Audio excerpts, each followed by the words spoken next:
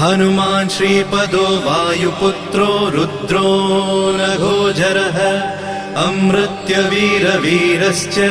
ग्रामवासो जनाश्रयः धनदो निर्गुणः शूरो वीरो निधिपतिर्मुनिः पिङ्गाक्षो वरदो वाग्मी सीता शोकविनाशकः शिवः शर्वः परो व्यक्तो व्यक्तो धराधरः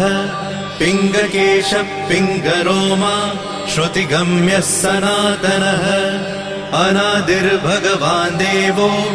विश्वहेतुर्जनाश्रयः आरोग्यकर्ता विश्वेशो विश्वनाथो हरीश्वरः